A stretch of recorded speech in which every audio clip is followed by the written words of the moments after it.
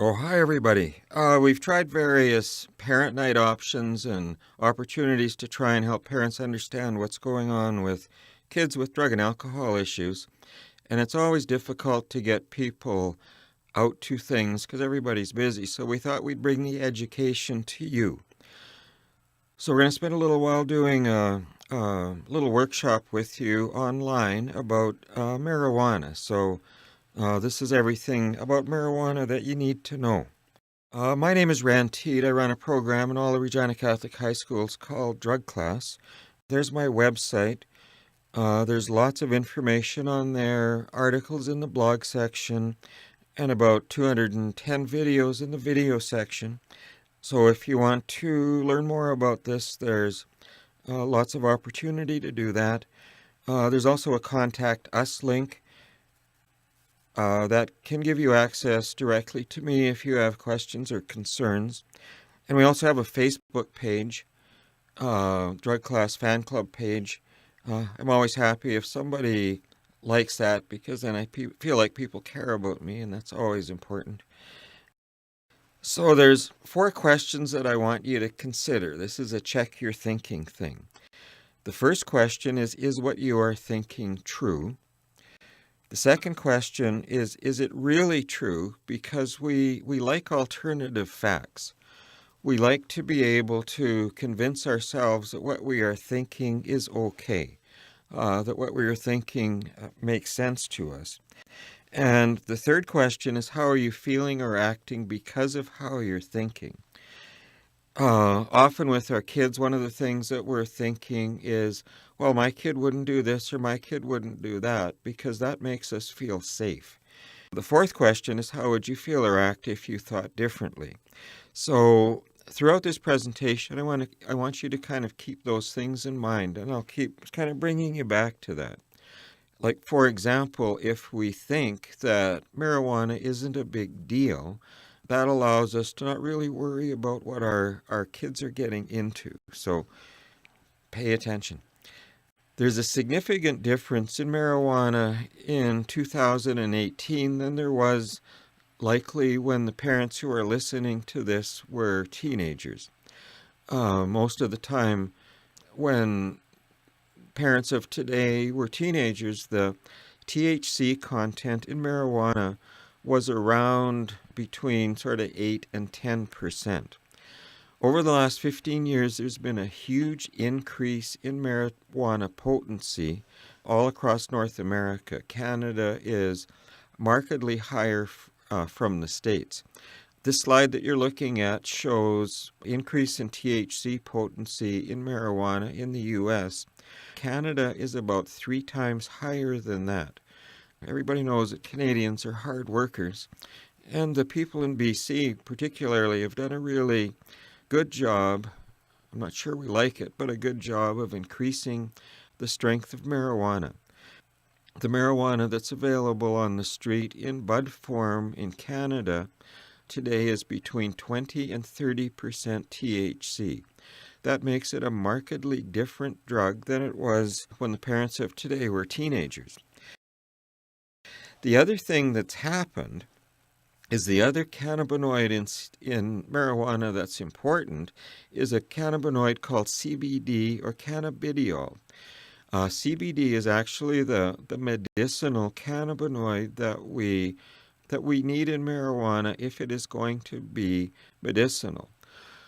One of the interesting things about the marijuana plant is that it can't produce high THC and high CBD at the same time. So over the last 15 years, as THC has gone up, CBD has consistently gone down. They recently did a study in Toronto. They took the 5 most popular medical marijuana brands from 5 medical dispensaries, tested them for THC and CBD.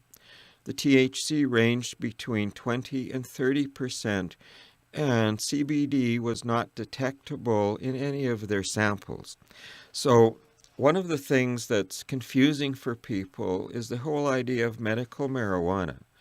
The reality really is that if marijuana is going to be medical or have some medicinal value, It needs to have CBD in it. The reason that marijuana works in our system is that it attaches itself to our endocannabinoid receptors. The fact that we have endocannabinoid receptors doesn't mean that we were built to use marijuana, which is what a lot of the kids think. But what it means is that THC mimics a natural body chemical called anandamide. Anandamide is a secondary pleasure chemical. So the slide that you're looking at shows the CB1 and the CB2 receptors, which are the points at which THC can activate that system. The light blue receptors are CB1 receptors. The dark blue receptors are CB2 receptors. You'll notice that the CB2 receptors are primarily in organs. CB1 receptors are accumulated more in the brain and the nervous system.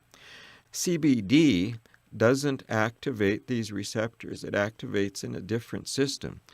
CBD, the medicinal cannabinoid, is not psychoactive. It doesn't change how we feel. One of the interesting things about the whole medical marijuana movement, because people have been confused about this, is that people have tied getting high to getting well. And so when they think about medical marijuana, they attach that to changing how they feel. So remember those questions. Is what you're thinking true? Cannabinoid receptors, the CB1 receptors in the brain, are distributed through all different parts of the brain. But if you notice on the bottom part of this slide, the area that they are most highly concentrated is in the limbic system, and that is where we house our emotions. People's relationships with marijuana is a very emotional relationship. People like it because it changes how they feel. That fact makes this stuff particularly problematic for teenagers. If we look at average age of marijuana use, this starts young. Addiction is a pediatric onset problem. Most people who develop addictive disorders start before they are 17. If you look at this slide, there's a considerable amount of use between 15 and 19-year-olds. It goes up a little bit between 20 and 24. After 24, marijuana use really drops down. Kids like this stuff. Part of the reason that they like it is the same as it's always been, is that they're kind of not supposed to do it. So there's a bit of rebelliousness involved in this. But there's also an awful lot of confusion and misinformation, which is what I'm trying to sort of clear up for you. If we look at human cortical development, the adolescent brain is in a very significant stage of development. If you look at this slide, the parts of the brain that are marked in blue are areas that have been developed. The green, orange, and red areas are areas that are developing. And what happens with adolescent marijuana use is that it impedes the natural developmental process. And because it has such an emotional impact on kids, it really slows down their emotional development. And so what that means is that kids don't mature properly.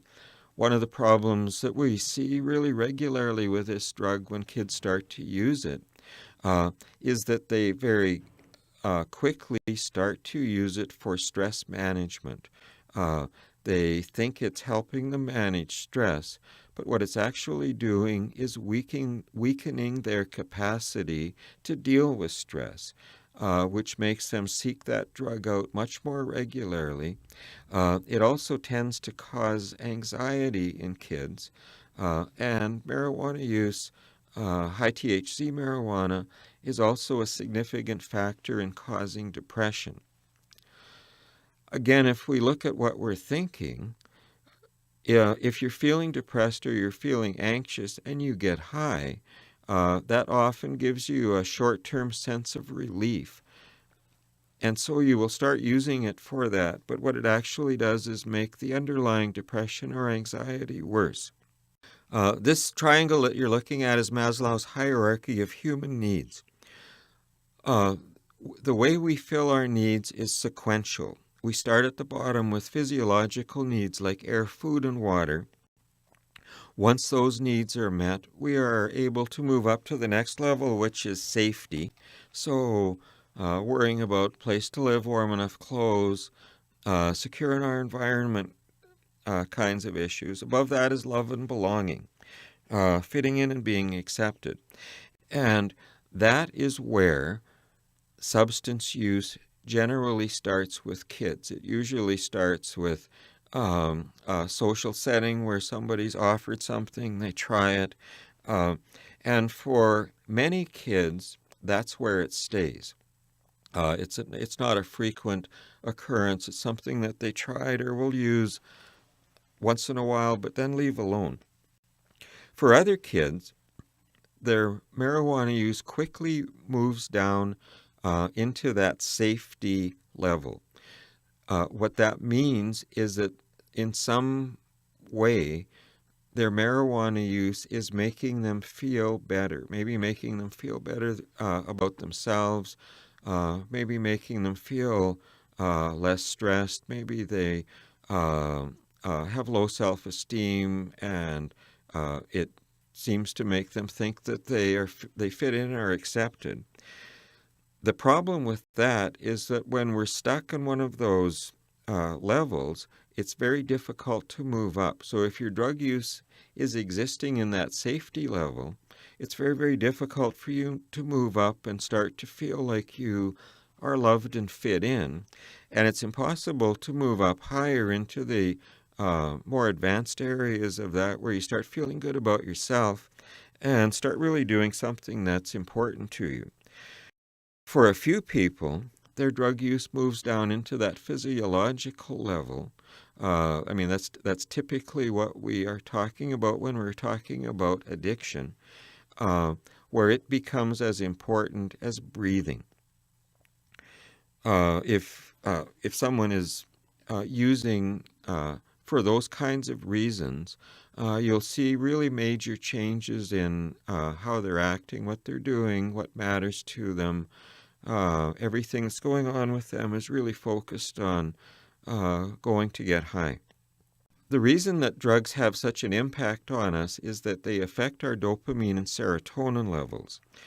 Dopamine and serotonin are affected externally by food and sex. Those are normal things. Drugs, including marijuana and alcohol, cause a significant increased bump up of dopamine and serotonin. Dopamine's that primary pleasure chemical. Serotonin is the chemical that gives us a sense of well-being. And so our reaction to the drug use is, this feels really good, I like this. But our brain isn't designed to handle that level of stimulation. So what happens is, after the drug wears off, our dopamine and serotonin go down below normal, and we don't feel okay. Just like when we're hungry, we look for food, our reaction to being depressed after a drug use episode is, I need to fix this. And our brain will remember that stuff we used felt really good. So we'll go and do it again. And again it works, but it immediately isn't able to go up as high as it did the time before, because we've overused this very, very sensitive system. The reaction to that is it goes down a little bit further, and we are feeling sad, depressed, frustrated. As soon as you don't have enough dopamine flow into the front part of your brain, it's hard to figure stuff out. And the reaction to that is frustration. All of those things are uncomfortable. So again, like when we're hungry, we want to fix that discomfort. And so we will go and do it again. And again it works, but again it doesn't go as high as it did the time before. So we very quickly slide down a chemical hill. It takes about 3 months of regular use, and regular for a teenager can be as little as once a week, where our dopamine and serotonin levels are low enough that we're not using to feel good, we're using to try and feel normal. Now, one of the good things about being a teenager is your brain's busily developing. So if that starts to happen and you stop the drug use, your brain very quickly reverses and can get back to normal quite quickly. That's why it's so important that we pay attention to what's going on with kids and what's changing with them. And the absolute best thing we can do is try and keep ourselves in between kids and drugs. So this is a look at a very important part of the brain called the amygdala. The amygdala is the thing that gets us interested and excited about stuff, that gets our attention if something's going to hurt us and puts us into fight, flight, or hide mode very, very quickly. These three images are three different people who've been injected with a radioactive isotope, and then they're stimulated with images that will stimulate their amygdala. The one on the left is normal, and you can see that it's very responsive. The one in the middle is someone that's been misusing, which means too much or too often, a drug for 6 months. And the name of the drug doesn't matter. I mean, we're specifically talking about marijuana here. And we often get caught in that thinking, well, it's not as bad as something else. And that's not true. All drugs do the same thing and impact the brain in the same way. The one in the middle, you can see that the amygdala is much less responsive. And what that means for that person is it's twice as hard for them to get pleasure out of normal stuff.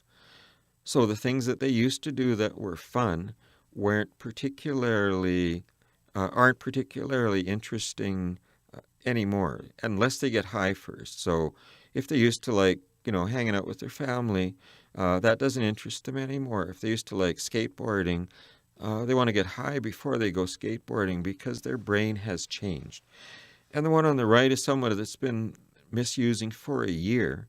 That person's amygdala response is low enough that the only thing that really matters to them is, I want to get high. I'm going to show you a series of SPECT scans. SPECT scans are scans of brain activity. This is a top-down scan of a 18-year-old boy who doesn't use drugs or alcohol. This is the same boy looking at his brain up from the bottom. This is a 17-year-old girl who's been using marijuana 2 to 3 times a week for 2 years. Marijuana doesn't put big holes in the brain. Those areas that you see that look like holes are areas of the brain that have had reduced activity because of marijuana use, which has caused a depletion of dopamine and serotonin. Both of those things fuel brain function. So the area at the top is prefrontal cortex. That's the executive thinking part of our brain. That's the part of our brain that figures stuff out, makes decisions, makes judgments, determines what's okay, what's not okay. Impulse control exists there, and self-assessment exists there. So when that part's not working, it's very difficult for that person to accurately assess if what they're doing is hurting them or not. The middle area is called the limbic system, and that's the emotional part of our brain. When that's not working, people's emotions are flattened out. They typically don't care about stuff that they should care about, and they often overreact to things that don't really matter. Side areas are learning and memory. Here's a quick look at what the prefrontal cortex does, the executive human brain functions. I won't bother reading all those, but you can take a look at them. I mean, a few of them, impulse control I talked about, forming strategies and planning. Those are important things. And when people start using marijuana, too much or too often, those functions are impaired, not just when they're using, but very, very regularly. Marijuana has a really long half-life. Just for comparison, the half-life of alcohol is 30 minutes. Half-life of THC, the psychoactive component in marijuana, is 72 hours. So when you start using that drug with any regularity, you are constantly affected by it. The other thing that we're beginning to learn about this drug and the increases in technology and ability to scan brains has given us a huge advantage in trying to understand what's going on. People that use marijuana regularly lose gray matter density in their brains. What that means is that their brains just simply aren't working as well as they could. Now, for comparison, this is the brain of a 24-year-old who's a binge drinker. This fellow has been getting drunk on weekends since he was 17. Now, at first look at this, a common reaction is, oh, well, alcohol must be worse than marijuana. You'll see that the problem areas are essentially the same. But it isn't the drug that has made this worse, it's the length of time. You'll notice that prefrontal cortex is impacted, the limbic system's impacted. There's a little more impact in the bottom part, which is physical areas. But the problem is the same. And again, not because of the different drug, but because of the length of time. So the longer you use something, the greater the impact. This is a rotational scan of somebody who we would consider to be a drug addict alcoholic. And we're actually trying to change those words into people with substance use disorders because they're a little less judgmental. But when we look at this brain, we can see that there's lots of parts of it that aren't working well. And what that means for that person is that his life is going to be very, very difficult and very, very complicated.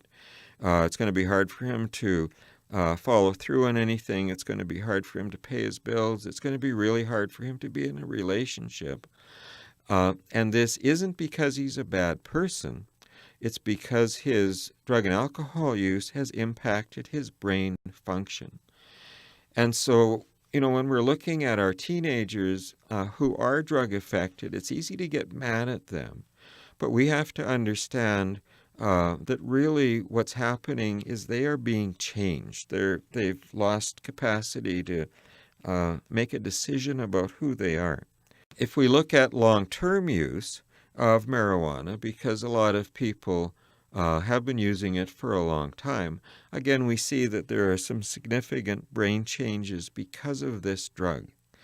Again, with anybody, if we stop using, our brain gets very, very busy trying to repair itself. If we look at prefrontal cortex and adolescent cannabis use in humans, marijuana does a few things structurally.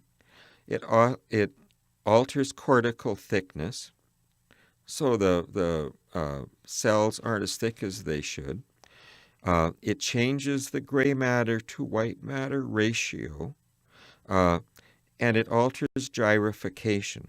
In terms of functionality, resting state connectivity, so your brain's ability to think when you're not making it do something, is reduced, as is its ability to perform tasks. That's reduced as well.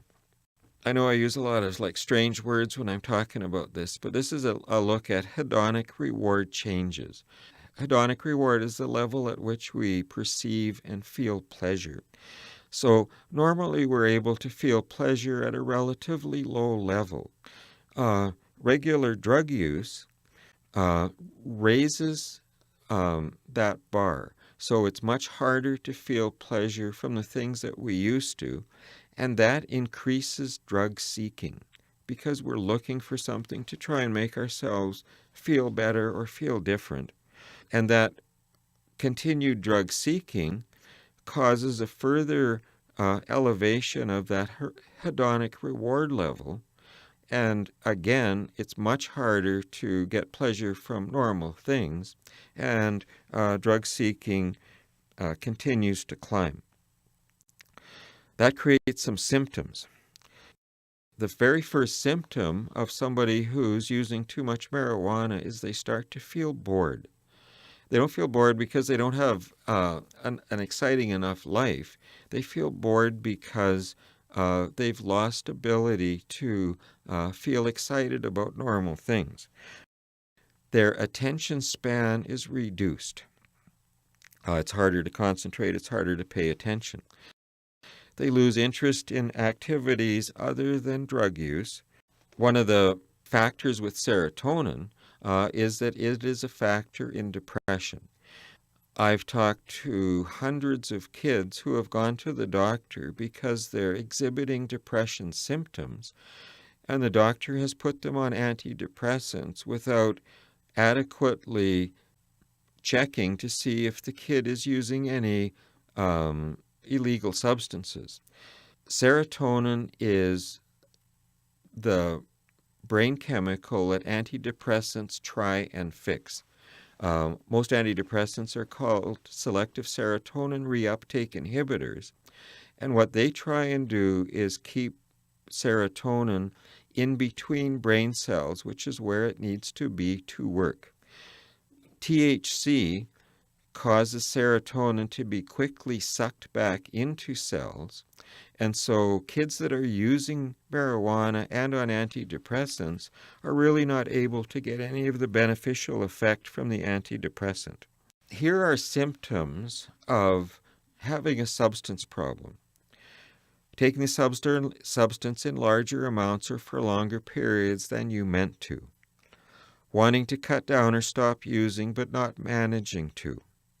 Spending a lot of time using, getting, or recovering from using the substance, craving and urges to use the substance, not managing to do what you should at home, work, or school because of your substance use, continuing to use even when it causes problems in relationships, giving up important social, occupational, or recreational activities because of substance use, using substances again and again even when it puts you in danger, continuing to use even when you know you have a physical or psychological problem that could have been caused or made worse by the substance, needing more of the substance to get the effect that you want. And the last one is development of withdrawal symptoms, which can be relieved by taking more of the substance. Now, there's another one that they didn't put in here, and that's chronic dishonesty.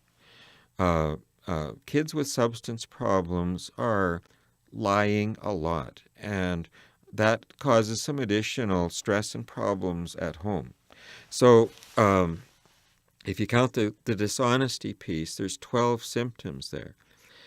Anybody that has 3 has what's called a mild substance use disorder. That's a medical problem that you need help with. About 10% of the kids who actually need treatment make it to treatment. And treatment doesn't have to be residential, but it means getting help. 4 to 6 positive indicators of that is a moderate substance use disorder, and over 6 is severe. These are issues which need to get addressed and kids need help with. And it's always difficult for parents to really understand that because it's frustrating. We get angry at kids. We punish them. But really what we need to be doing is helping them get some help to change things. You know, we've said for a long time or heard for a long time that cannabis or marijuana isn't addictive. That's not true. It has some very specific withdrawal symptoms, and anything that is addictive has withdrawal symptoms, and they're listed there. You can take a look at those. Addictive potential is important too. There's been, like I said, there's been a belief that marijuana isn't addictive. Daily marijuana use by a teenager has essentially the same addictive potential as heroin. It becomes really problematic very, very quickly. You can see that tobacco is the has the highest addictive potential of any of the drugs. But with marijuana, there is definitely addictive potential there that we need to pay attention to. There's myths around marijuana. The first one, and I've talked about it a bit, is that it's not addictive. It is both physically and psychologically addicting. And I've provided the research link there so that you can take a look at that and see the actual research on this, because there's so much misinformation out there about marijuana. The pro-marijuana movement has done an extremely good job of convincing people that this is a drug that we don't need to worry about. And again, that isn't true. It is particularly problematic for teenagers, and the fact that it's getting stronger and stronger makes it even more problematic. There's that don't panic, it's organic thinking, like it's a plant, it can't hurt you. Again, it's true that it's a plant, but it isn't true that it can't hurt you. THC is an organic chemical, as is heroin, cocaine, alcohol, and poison ivy. Just because it's a plant doesn't mean it's okay. There's a new THC product that's appeared the last few years called Shatter. They're highly concentrated THC oils. They are up above 80% THC, which makes that drug phenomenally different than we've really ever seen it before. There's also that belief that it doesn't impair you.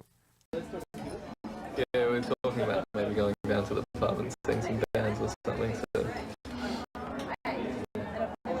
Yeah, I might do that. Okay, that sounds good actually. Who's playing? Hey, Mark, come on, we've got to get going. Now, can we say a bit more? No. Alright, come on. Gotta go. See ya. You got the keys? Yeah. Woo! No, you got them. Bye. Is it fun? God, she's so cute, Bella. She's like a really cute. I can't believe we've got a kid. I'm amazed. Me too. It's clear, babe. Oh. Oh. You sure you should be driving? Yeah, fine. Right, make up your mind. Is it fast or slow?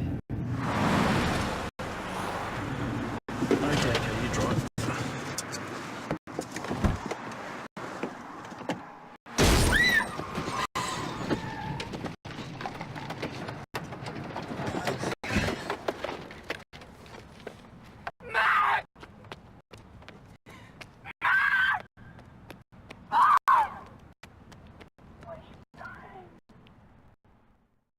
Marijuana causes problems. It slows our reaction time, not just when we're using it, but for days after. Particularly the higher potency marijuanas impairs executive function and what's called inhibitory motor control. It reduces lung capacity. Smoking anything is a bad idea. Effects of marijuana smoking on pulmonary function and respiratory complications. I've included the link for a systematic review on the research around that. One of the things that I find with this stuff is that, when parents try to talk to kids about it, kids always think that they know everything. And so doing some research on your own about this stuff will be helpful. So there's the research link on that. It increases heart rate and lowers angina threshold, which means if you have any heart issues, using cannabis can complicate that. There's an increased risk of testicular cancer in young men. That's something that we need to pay attention to, and that's been, by research, tied to regular and longer-term cannabis exposure. It interferes with monocyte development, which is our white blood cells, so it impacts our immune system and weakens it. Exposure to delta-9 tetrahydrocannabinol impairs the differentiation of human monocyte-derived dendritic cells and their capacity for T-cell activation. That's a fancy way of saying you get sick easier and stay sick longer. And it reduces cognitive function, which is a nice way of saying it tends to dumb us down a bit. But the interesting thing is that it has and I've already talked about this, it has a bigger emotional impact than it has an intellectual impact. And while a lot of kids who are heavy marijuana users start to have school problems, lots of them don't, because they seem to be able to function academically, but we find them emotionally stunted. Here's two more problems. There's a new issue which has appeared the last couple of years, and it's really tied to that high-potency marijuana. It's called cannabis hyperemesis syndrome, which is chronic vomiting associated with heavy marijuana use. I have a friend that works in ER at Regina General, and she said that they're amazed at the number of people who are showing up there, having been throwing up for days, and are absolutely amazed when they find out that it's because of their cannabis use. The other problem is sleep problems. One of the addictive components of marijuana ties it to sleep initiation. People start to use it to help themselves get to sleep, and it actually works fairly well for that. But THC interferes with REM sleep, which is that dream sleep. And so what happens is that the sleep isn't really as restful and restorative as it's supposed to be, and we end up waking up tired. And the research pieces are there for both of those. This is a chart of cannabinoids and their medicinal value. And this is important to understand, because there's the term medical marijuana is very confusing for people. So THC is the green one, and you can see that its uses are as an anti-proliferative, which is useful if you've had an organ transplant because it helps abnormal cell growth. And it's also a good antispasmodic, so if you have MS or Parkinson's and are starting to get the shakiness that's associated with them, THC can be helpful with that. Other than that, and perhaps a bit of as an anti-nauseant, THC really doesn't have a lot of legitimate medical value. But the people that are selling medical marijuana, or saying that they're selling medical marijuana, are really pushing THC products. That has more to do with profit than it does with anything else. The blue part of this circle is CBD. That's the cannabidiol. Now remember, CBD isn't psychoactive. It doesn't change how you feel. But it is the cannabinoid that has significant medicinal value. It's the one that's useful for pain. It has some anti-stroke capacity to it. It's starting to look like it's useful in some forms of diabetes control. It's an antispasmodic. It also can help with depression and anxiety. But because it doesn't get you high, because you don't feel different taking it, a lot of people think that it isn't helping them because they're used to that quick response. So understanding that is pretty useful. This is an adolescent marijuana problem test. It's called a CUDIT, which stands for Cannabis Use Disorder Inventory Test. So, you could answer these for your son or daughter, or if they're willing to sit down with you and be honest, you could go through this with them and help them understand that even though they like what they're doing and that they don't think it's a problem, it might actually be a problem. I know I've had very effective results using these in my classes because, like I said, at the start, is what you're thinking true? Is it really true? If you don't think you have a problem, you will keep doing what you're doing. I've had lots of kids do this test, realize that they've had a problem, and very quickly change what they are doing because it helped them change their thinking. On the right, you see how to score it, and so that can help you figure out what to do with that. Here are the 12 questions of Marijuana's Anonymous. So go through those with your son or daughter and see which ones are true for them. Or if they don't want to talk to you, you can kind of take a look at it yourself and figure out what might be true for them. So there's those 4 questions. Is what you're thinking true? Is it really true? Because we like alternative facts. How are you feeling or acting because of how you're thinking? And how would you feel or act if you thought differently? So what I've tried to do today is give you some information and also given you an opportunity to check your thinking. I've also attached a bunch of resources. One of the things that I find really useful is if you take marijuana away from somebody, you have to give them something else that's going to make them feel good. So here's a bunch of meditation links that are helpful for stress and sleep issues and depression.